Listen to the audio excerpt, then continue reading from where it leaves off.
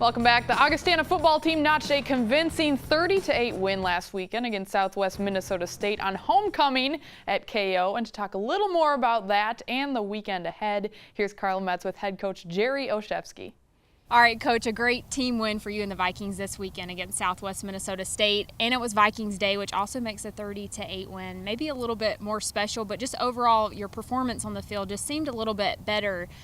Seemed like you got back on track with over 300 yards in your run game, and then your run defense was actually really great too, holding Southwest Minnesota State to just 89 yards on the ground. So what was the difference, do you think, this week? Well, you hit it right on the head, Carla. First of all, it's really special with Vikings Days, having the alumni come back and all of our fans. It was a super day, a rainy day, but a super day here.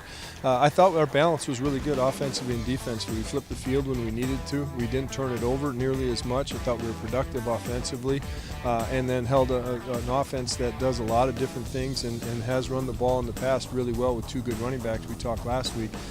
To minimal rushing yards after that first series. So I thought there was a good team win, like I said, and flipped the field when we needed to and scored in those scenarios, and had a really good rushing day offensively. Yeah. Definitely taking advantage of good field position. You also had Rubley back in the game. What did he add to your offense this week, just being back in? Yeah, well, Ryan's a dynamic player.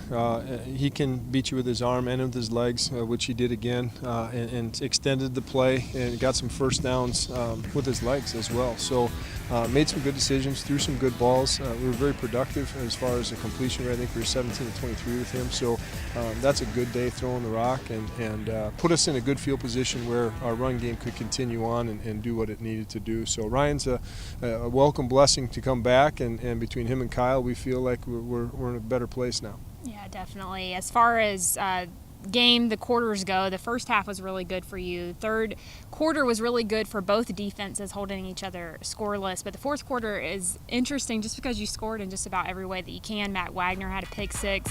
Merriman had a connection in the end zone for 6.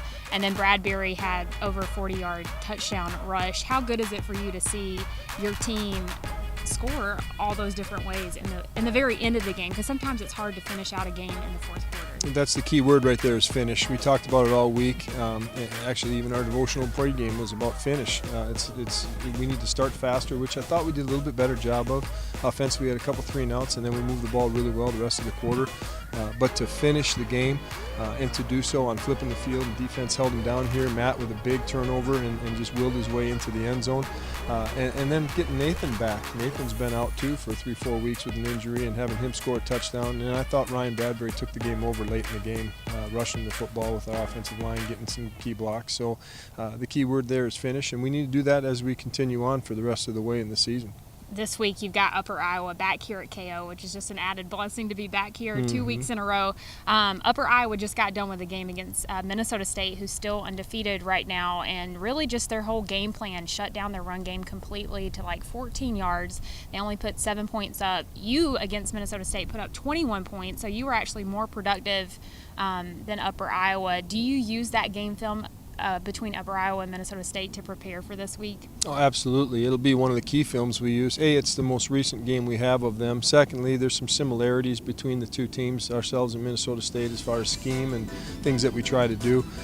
So we'll rely heavily on that. Have watched it since Sunday, and I thought it was a good game plan of what they did, and tried to make it one-dimensional and defend the ball in short spaces defensively. I thought they did a really nice job, Minnesota State did, and again, created field position and then had some explosive runs offensively to go with that as well. So, Upper Iowa's a dangerous football team. If they can do 50-50 and play their game with run and pass, they're a very efficient offense and put a lot of points on a lot of people. So we're certainly aware of that, and we're going to be conscious of how to take that away. And offensively, we got to make sure that we stay on the football field and finish drives, every drive with a kick. If we can do that, I think it's a good forecast for our football team, but it's going to take a finish effort again, 4 quarters worth, and we just want to improve every week as we come out here, just be a better version of ourselves than we were the previous week. Absolutely, that's all you can ask for. And Upper Iowa 4-3. Good luck this weekend here at KO again. Thanks so much, Carla. Fight on. Thanks.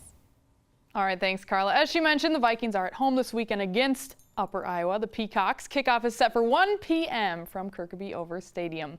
Coming up next, coach talk from the FCS ranks. Hear from SDSU's John Stiglmeyer about moving forward in the second half of the season with his team. Stay tuned.